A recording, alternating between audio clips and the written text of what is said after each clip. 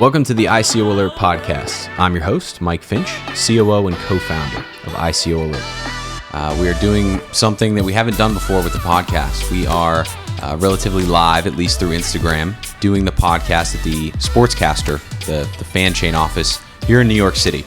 So I'm sitting here with Nick. I'm sitting here with Kevin. They are launching FanChain, a part of the Sportscaster team. So, gentlemen, really appreciate the time. I want you guys to introduce yourselves, let our listeners, kind of know what your backstory is, how you got into cryptocurrency, all that fun stuff. Great. And thank you, Mike, for stopping by our offices. Pleasure to have you. I'm Kevin. I'm the CEO and co-founder of Sportscaster. I've been developing online platforms and businesses since I was a teenager,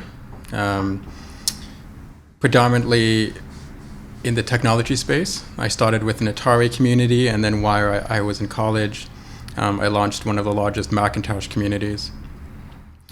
When I discovered sports, I realized that the combination of sports and community was unlike any other combination out there. There's nothing more powerful in my mind than sports. And the example I like to use is the Olympics, when you have two countries like North Korea and South Korea putting aside their differences and marching together. So I knew that I really wanted to dedicate my professional career to sports. In 2009, we launched an incubator, and the first platform out of that incubator was sportsblog.com.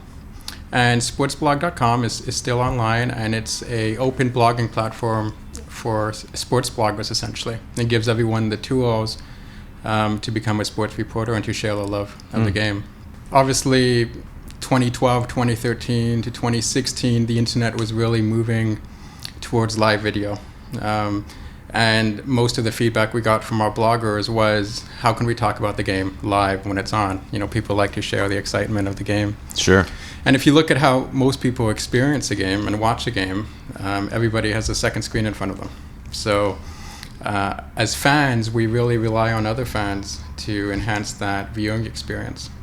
So when we looked at the landscape and we saw that platforms like Instagram and Facebook Live, although they say they're live video platforms, they're not really live, right? They have latency anywhere from 8 seconds to 30 seconds. Oh, wow. So if you're trying to use Facebook Live to receive commentary from a fan while a game is on, it's going to be completely out of sync with the commentary.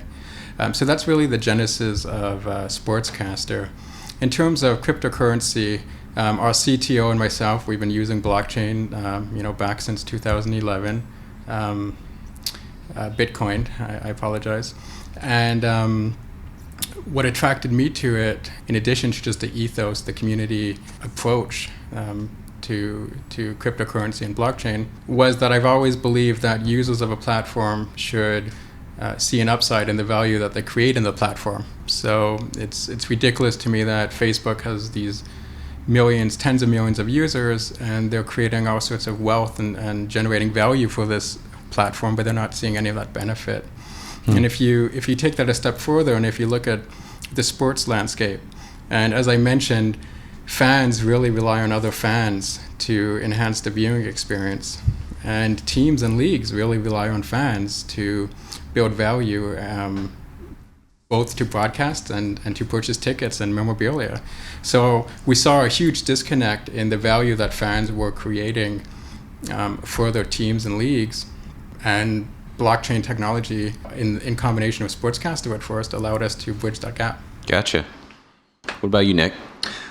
So I am Nick Shupak, the VP of Community, and I come from the world of music. So when I was in college, I accidentally started a management agency for independent artists. That turned into somewhat of a concert promotions business, to a certain extent a record label, but in no sort of traditional sense. And I did that for a little bit too long. But I loved it, and I learned a lot, and it was a very interesting time in music. So I started in about 2004, when MySpace was really the prominent tool and the prominent social network online. And when I first started, bands were still spending thousands of dollars printing up CDs that they would then give away for free at their shows. And it was apparent to me that the streaming revolution, which at that point was still in its nascence, was going to come at a certain point, and it was going to be a full-fledged revolution. In about 2012, 2013, I left the world of managing artists and moved into technology, and with a team of people developed a social application around music. So encouraging users to recommend music to one another and rewarding them for making good recommendations. Interesting. So after pursuing that for a while and learning another valuable lesson about dealing with the three monolithic record labels and how much fun that can be, I had met Kevin. By virtue of the fact that I was in technology and we were introduced to one another through a mutual friend.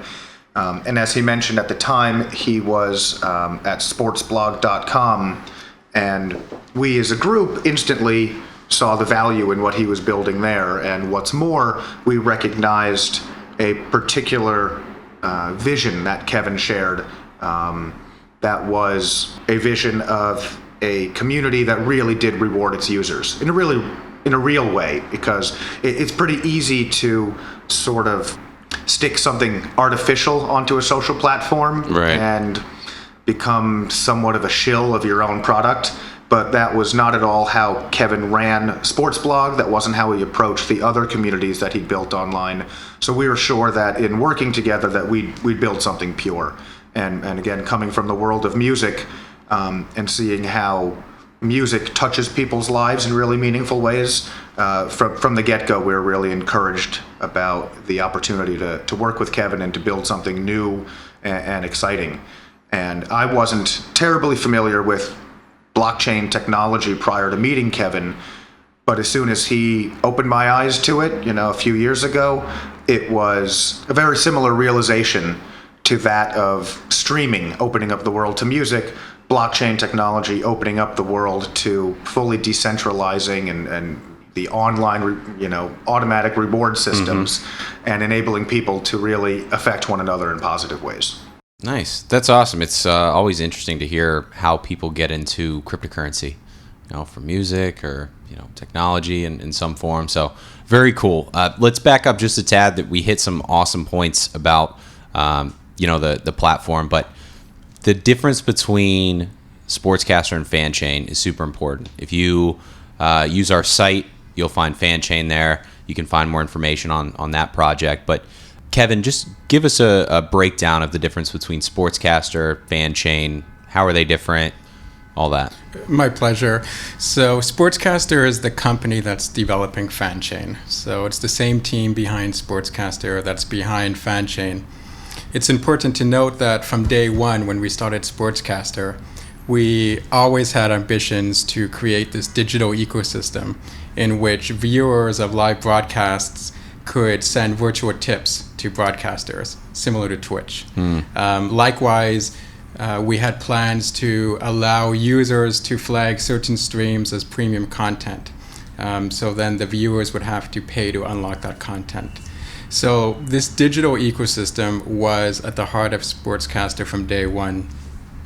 When we started developing that in a tangible way, we realized that if we built the ecosystem using Ethereum technology, we were able to decentralize it. And that was important for us because, especially for me, coming from Sportsblog, I knew that other sites, entities, and apps would see a value in this token that we are developing.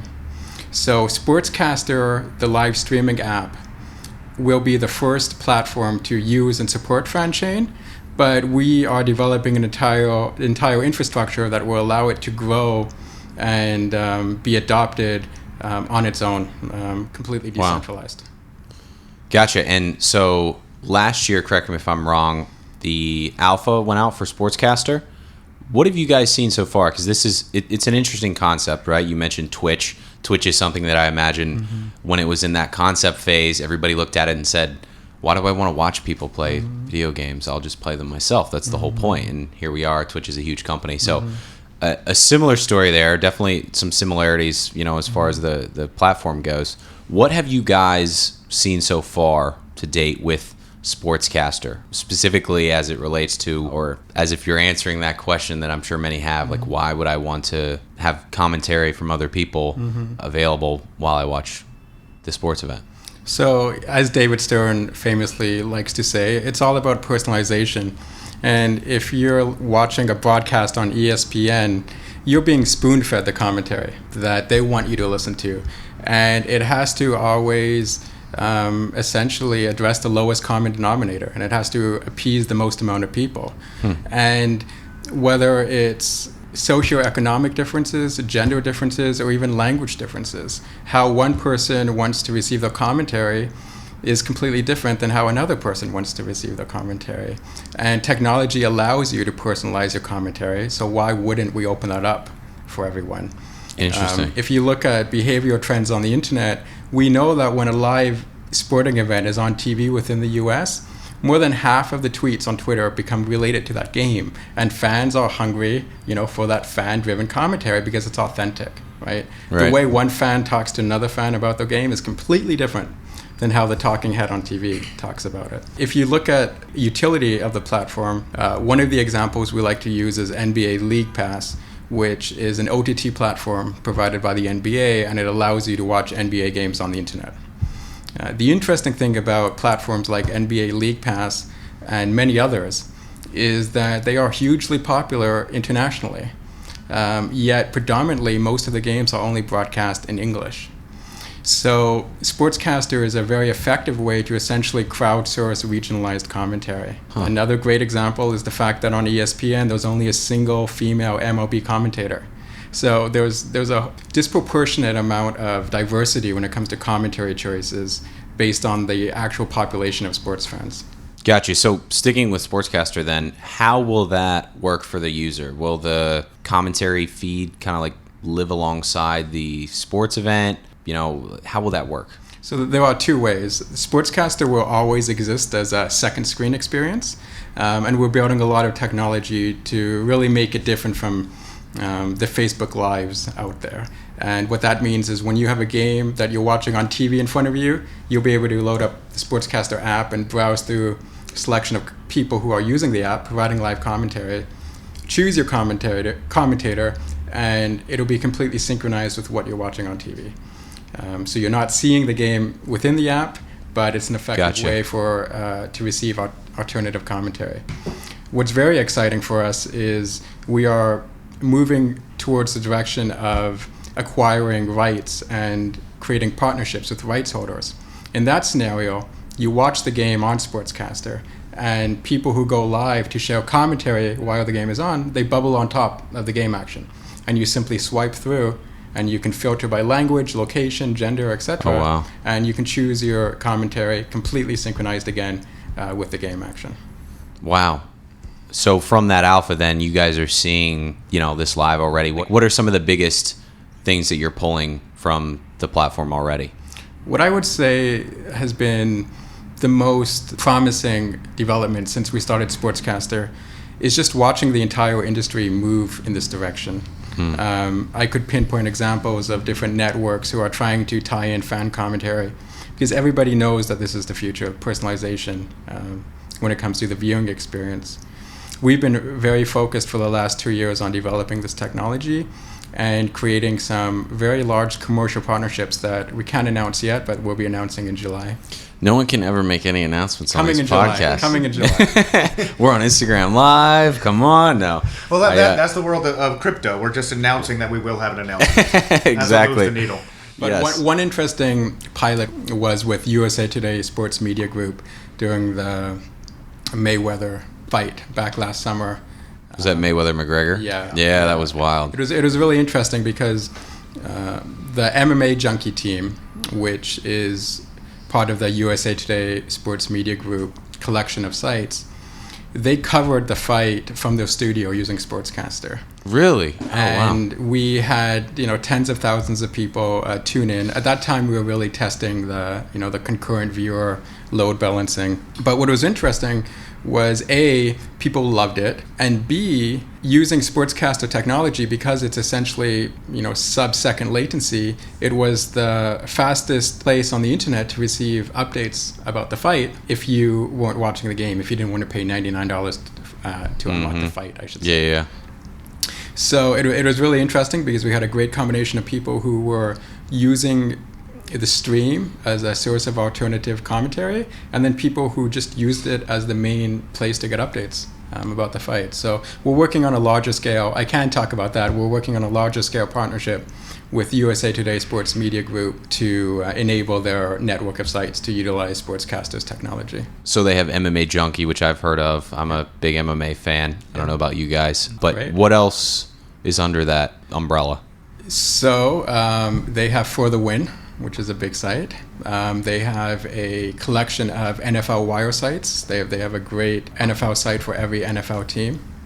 I believe the Big Lead is part of their network as well. So it's a huge network of sites that collectively attracts upwards of 50 million uniques a month, according to ComScore. Unreal.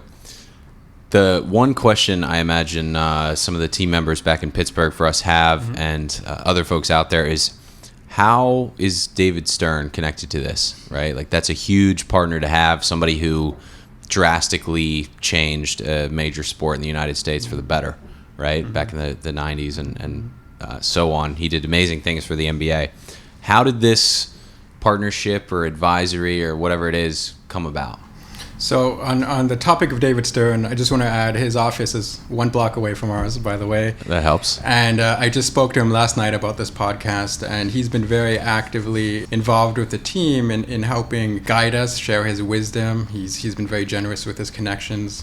And David's a very smart guy, and he is an investor and advisor of several very leading-edge tech companies, including some in the AI space, machine learning, voice recognition, etc. In terms of how he became involved with this company, our chairman, Donald Shupak, if you Google his name, he is the managing partner of the Spirits of St. Louis. That's the jersey you see behind us right now. Okay. That was an ABA team before the NBA kind of took over.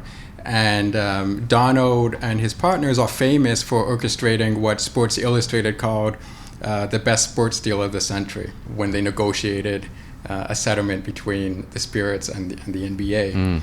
That was several decades ago, and that was when David Stern was the commissioner. So Donald and David, although they sat at opposite sides of the table throughout that process, they always remained professional with each other, and they became friends throughout the years. So when we started Sportscaster, Donald had the foresight to invite David in, and David was our first outside investor, first advisor, and he believed in the product and the company even before we had anything coded. So he's obviously, we're lucky to have him on the team, and he's very actively involved. Gotcha. Okay, so before we talk FanChain, one of the most interesting things about this project to me is that Sportscaster has an SDK, correct? So FanChain is using that, and we'll get to that. But do you guys have any other partners, and kind of what's the thought around setting Sportscaster up in that way, where, certainly you mentioned that decentralization is a key point, but others can build on Sportscaster. What happens if some of those projects don't go well? Does that hurt the Sportscaster brand? Like, is there any risk there? What's kind of the thought behind having that set up? The idea with the upcoming SDK, it's not public yet, and all the other components of the FanChain ecosystem, is that other leagues and OTT platforms and teams can not only support Sportscaster technology, so provide this personalized commentary layer, but also accept FanChain tokens, right?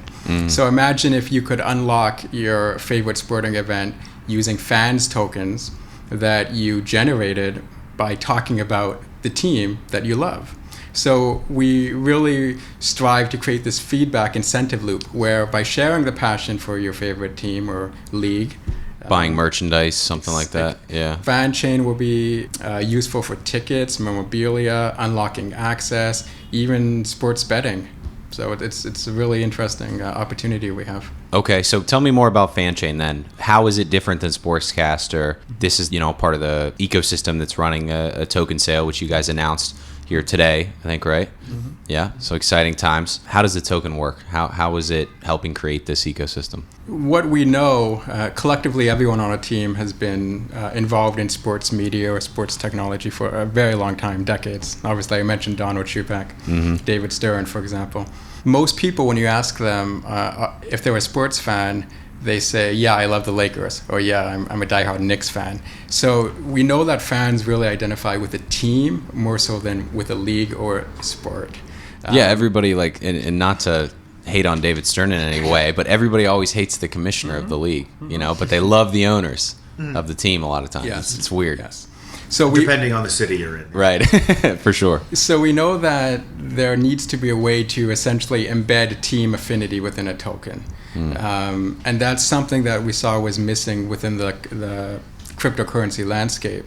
So when we were developing FanChain, that was our main goal, is how do we take this passion that fans have for their favorite team and put it in a token so that it can be directly correlated with the value they're creating for their favorite team.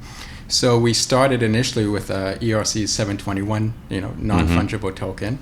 And we ended up with this really innovative hybrid token, essentially, which is ERC 20 compliant, so completely fungible outside of the FanChain ecosystem. But when you use it within the FanChain ecosystem, so if you spend it on Sportscaster, or if you spend it on one of our platforms within the ecosystem that accepts FanChain, it will be able to become aware of the individual teams that are stamped on an individual token. So if you're a Knicks fan and if you're providing commentary on Sportscaster about the Knicks, not only will you receive FanChain tokens, but the tokens you receive will contain metadata that says these are Knicks tokens.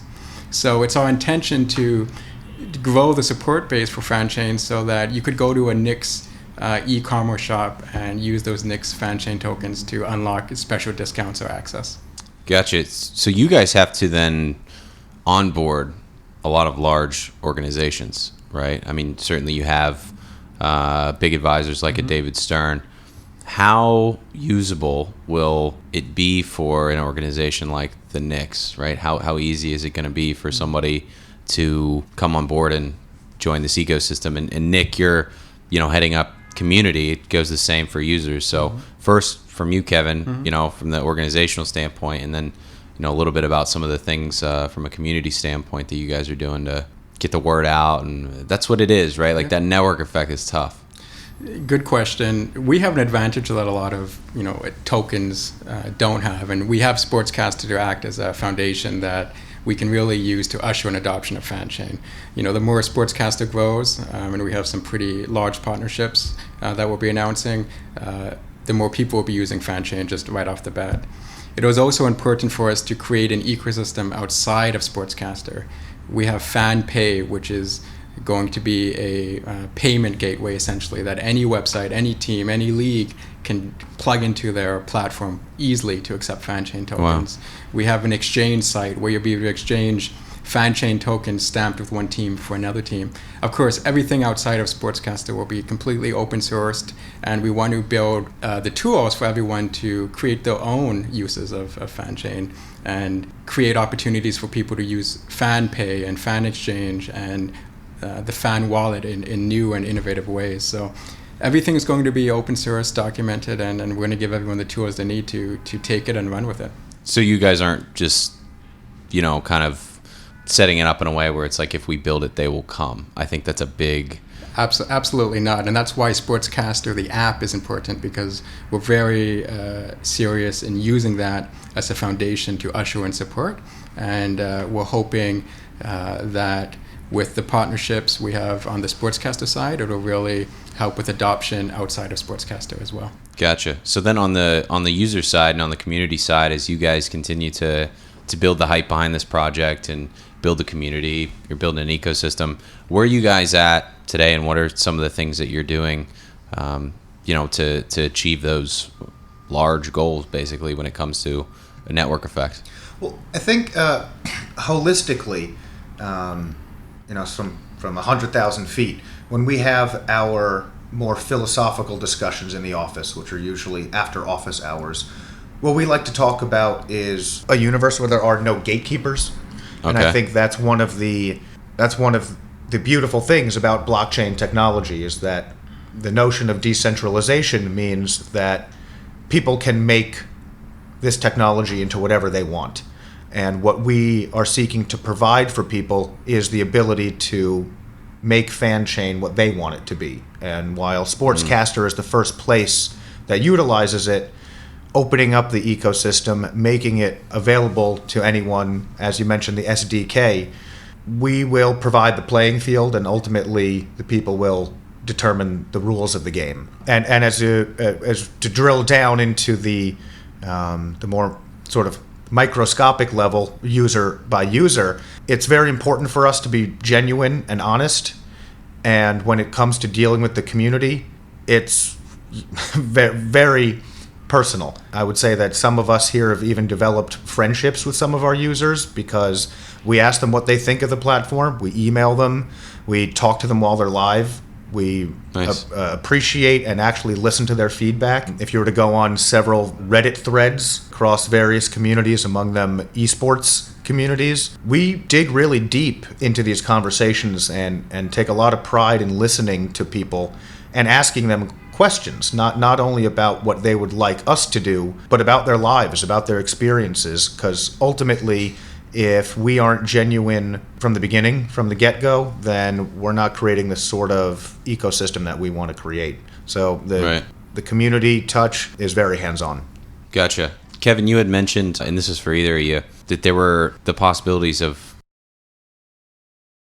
kind of more premium content, and then I had read that perhaps some more premium features as well for users. What are you guys? So one example of premium content or subscriptions or pay-per-view would be exactly what I mentioned earlier. Imagine if you could unlock live sporting events with FanChain tokens. That's important to us. We're working very hard on making that happen.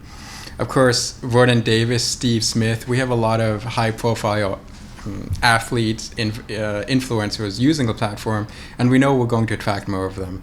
So to the extent that those high-profile influencers want to provide backstage access, charity events, fantasy tips, we think there's a pretty cool opportunity, and it's going to be up to the user, by the way, to flag what content they deem as premium and open that up to the user base.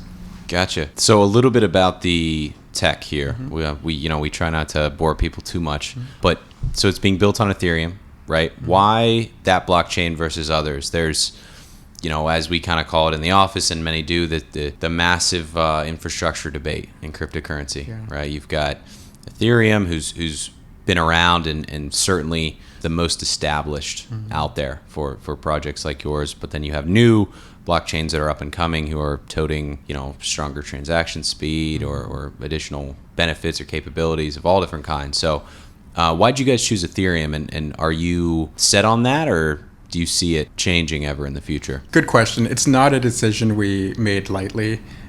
We put a lot of time into researching the different blockchains and which one would be the best fit for what we're trying to do. Ultimately, ERC 721 was able to embed that specific team affinity into an individual token. The problem with that, of course, is that we wanted to maintain fungibility outside of the ecosystem, and we ultimately ended up with this hybrid, like I mentioned. Ethereum won out at the end mainly because of the infrastructure around it. Obviously, its technology is great, but the developer community, the support when it comes to third-party platforms and applications and wallets, it's out there. And it seemed logical for us, given the fact that we were able to do exactly what we wanted to do with this ERC 721/ERC20 token.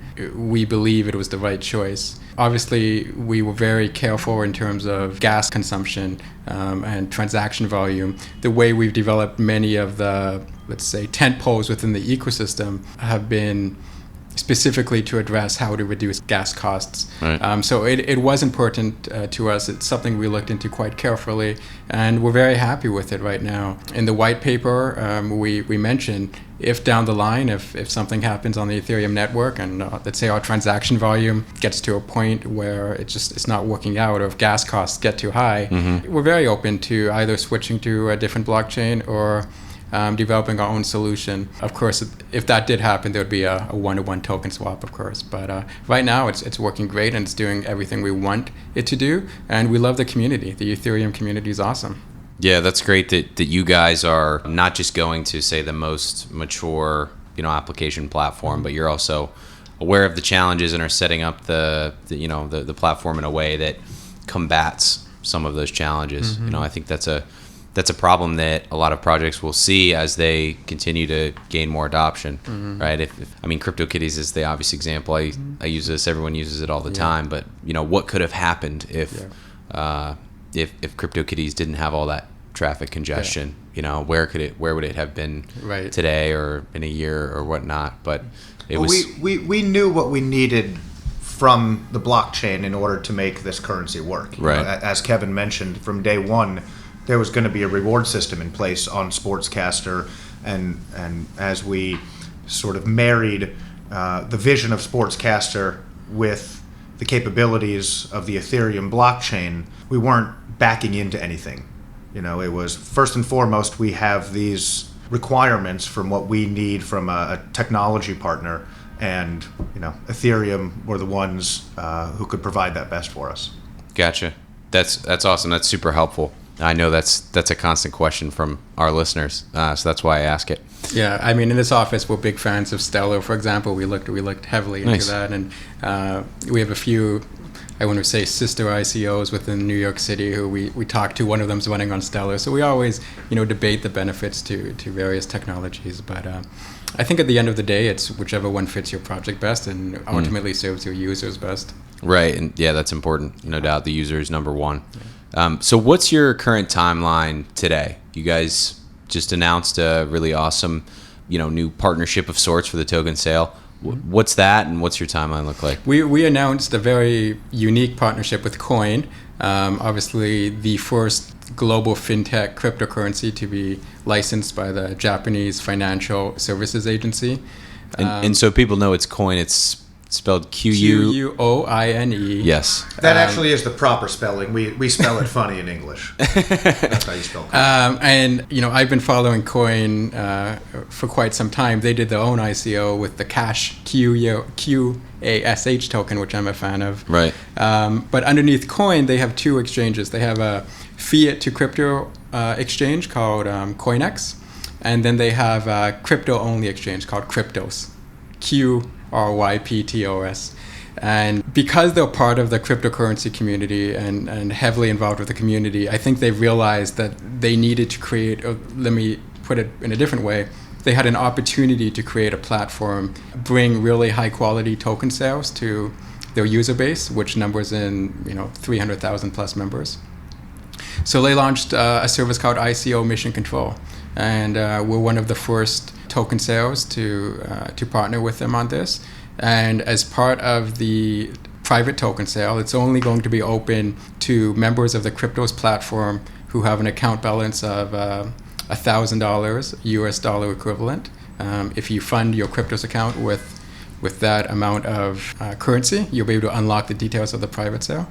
But it's really great because they handle the KYC process. They handle the token distribution, so you'll instantly receive your FanChain token after you pay for it.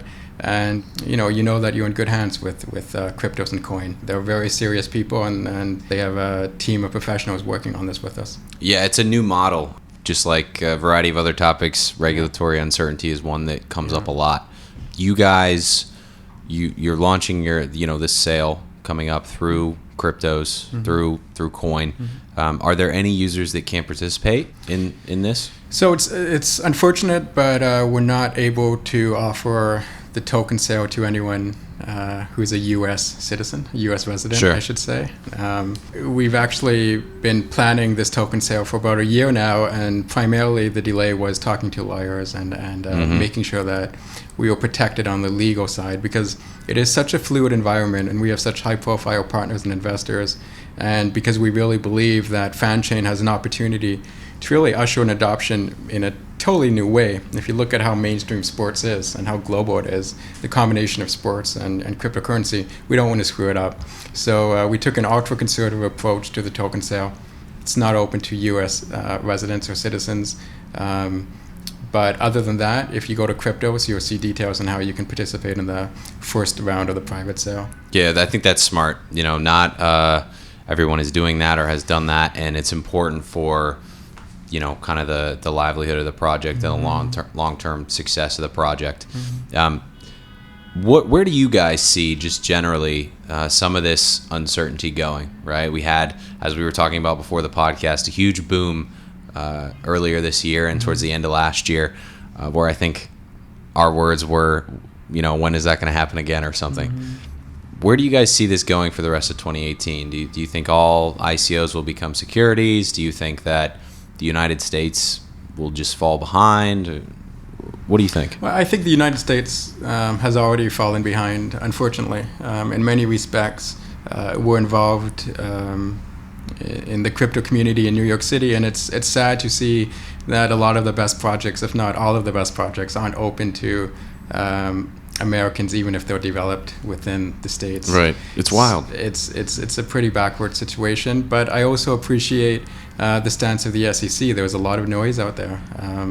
There is a lot of bad players and bad actors in this market, so I don't think there is a right or wrong approach to it, but it is an unfortunate situation how all the pieces have come together and led up to this climate that we're in.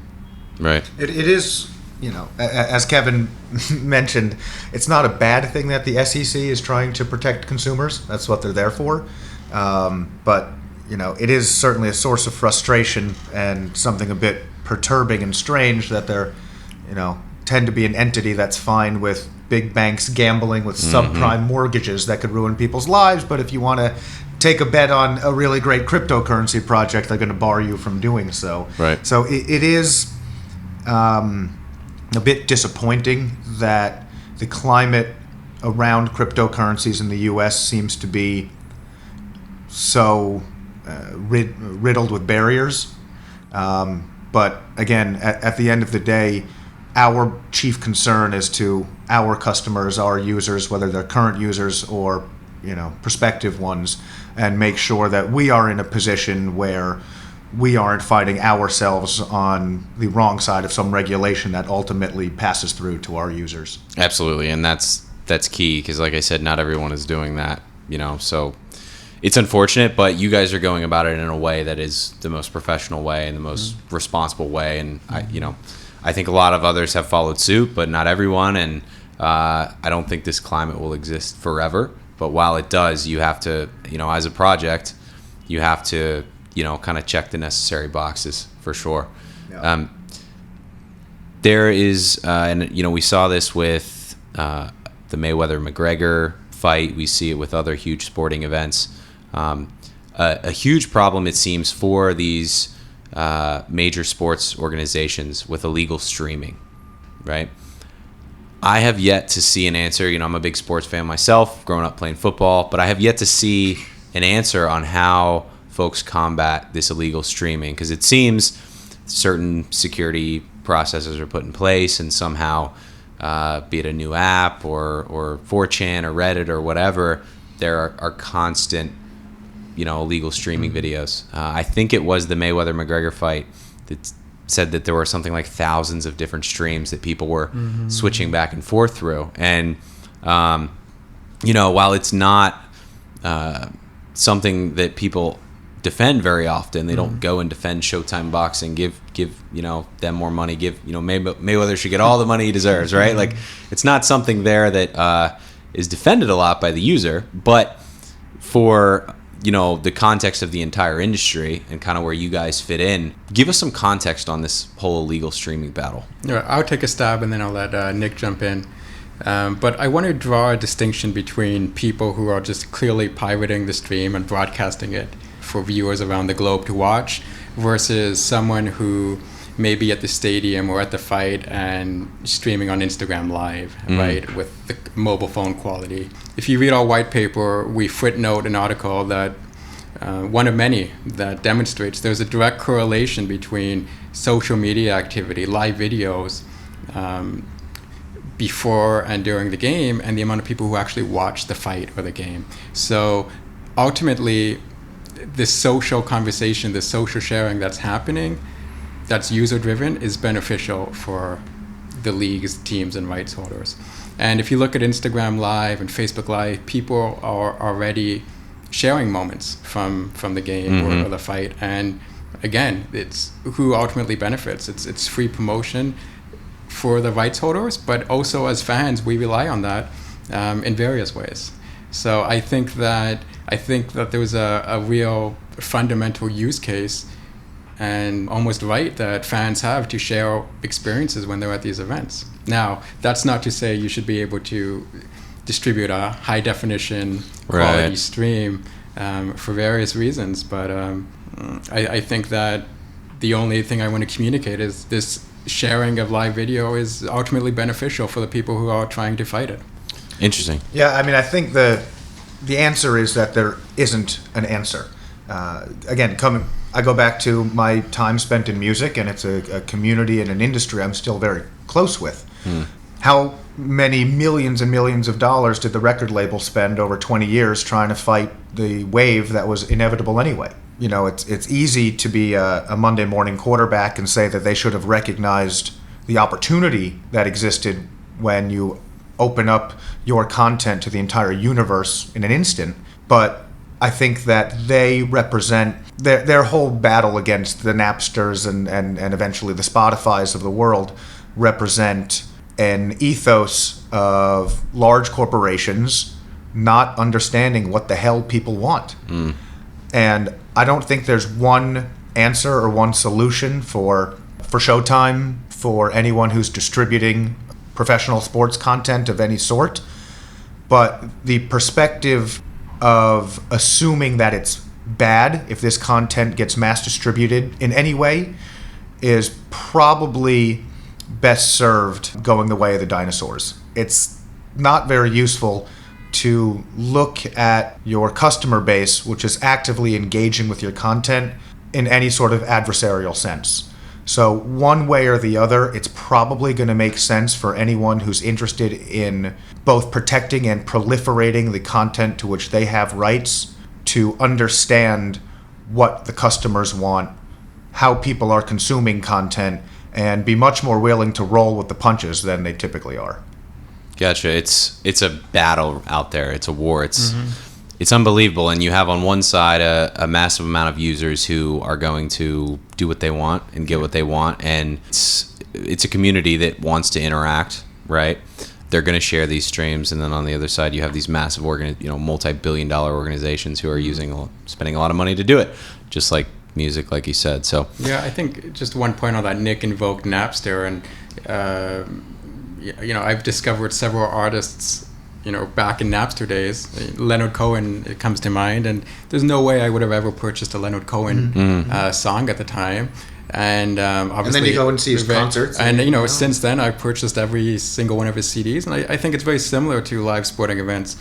The experience of watching a shaky cell phone video stream of a fight or a game, you can't tell me that same person would ever pay to unlock a $99 stream of the fight itself until they become a fan.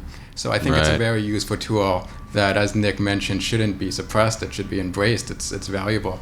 So I think it's kind of a good moment to plug something that we've been thinking about with the potential of the FanChain ecosystem, which is, again, we're creating this FanChain ecosystem as, really a playing field. Let the community figure out how they want to use this currency. But one idea that we've been kicking around is the idea of staking tokens so that you can have access to content. So, again, sort of shooting from the hip somewhat, like we were doing the other day in a meeting.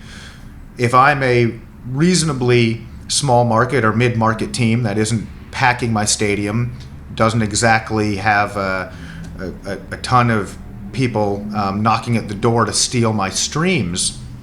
Like our Pittsburgh Pirates. Yeah, like the Pittsburgh Pirates. I'm a lifelong Buffalo Bills fan. Okay. So even though I grew up in New York City, I've always really tied my raft to a small market team. Mm-hmm. And it can be very disappointing to be a fan of these teams and get one Monday Night Football showdown every 15 years. But if people like me were incentivized and rewarded for being passionate about the team that we love, the Buffalo Bills could make a lot of bank off of a person like me. The Buffalo Bills could have someone like me distributing their content and bringing more and more fans in. The Buffalo Bills could get me as a large staker of Buffalo Bills FanChain tokens to get a party bus up to the Ralph and bring in 50 people who never would have bought a beer at the stadium before. So the potential that we've already recognized in the ecosystem that we're developing is surely only the beginning, and much larger than fans token themselves or any ecosystem we might build. The potential of blockchain technology, of live video streaming, of this entire movement of decentralization and sharing content and experiencing things digitally with the entire world in an instant has a lot of potential for these people who own the rights to the content itself. And if they just wouldn't bang their heads against the damn wall and accept it and evolve with the technology and with the community, then I think we're going to be in a much better place overall. Yeah, I'm imagining a scenario where the Bills and the Titans and a handful of other teams. Mm-hmm. We don't mention the Titans in Buffalo. Oh, okay. Frank Wycheck is not a name that floats around our circles very often. My apologies. But a handful of different teams within any organization embracing something like this, mm-hmm. and the other ones, not, right? And then you have this crazy, this is something you guys think about all the time, I'm sure, but like the different routes that FanChain could take with not only the users, but also these different organizations. So it'll be interesting to see. So for your token sale for FanChain, hit me with some important dates, some key dates for users. So all of July, we are embarking on phase 1. We're calling it our early contributor round. Now is the time to get in if you're interested and if you're not a U.S. resident. And if you go to fanchain.com, you'll see a link to our cryptos landing page, and all of the information to participate will be there. We expect the second round of the phase to happen August, September, and then the final phase to happen shortly after that.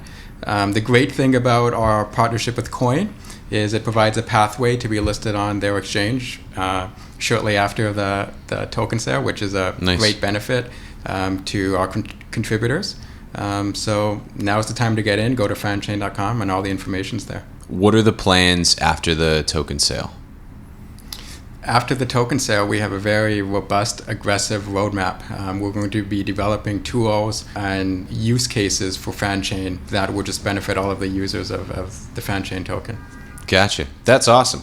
We'll really appreciate the time. I think this is probably a good spot to stop, but certainly want to ensure everyone knows where to reach you guys, right? So Telegram, website, what's the best place to reach out, get some feedback to you? Again, I think it's awesome that you guys are very open and looking for user feedback and very user focused. It's it's going to take that for basically a user focused project to work. So what's the best way? Go to fanchain.com and we have a link to our Telegram. Okay. Someone from our staff is there most hours of the day. We have an active Bitcoin talk thread going on. But if you want to talk one-on-one with one of us, join us on Telegram. Perfect. Awesome. Or download Sportscaster. We'll see your stream when you go live, and we'll just talk to you there. I'm definitely going to do that. Next week, we'll download it in the office and get you guys, get you online, have you meet the team. So this has been an absolute pleasure. Really appreciate you guys having me in the office. I'm glad we can make this work, and best of luck to you guys. Thank you. Thanks. We're big fans of ICO Alert, and it's a pleasure hosting you at our offices. Awesome. Cheers. Thank you.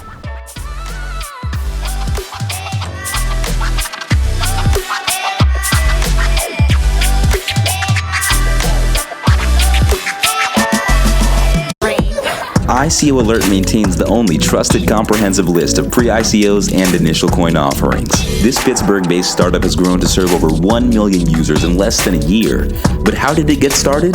Well, at first, the company was just an online tool for two brothers, Mike and Rob Finch, to keep a calendar of their favorite ICOs. After just a few months, the team has grown to over 14 team members and produced hundreds of ICO reports. These in-depth reports feature exclusive interviews and offer insight into past, active, and future ICOs. Head on over to ICOalert.com, meet the team, and use their game-changing My Portfolio function. Track your favorite blockchain projects. Become your own venture capitalist. Only at ICOalert.com.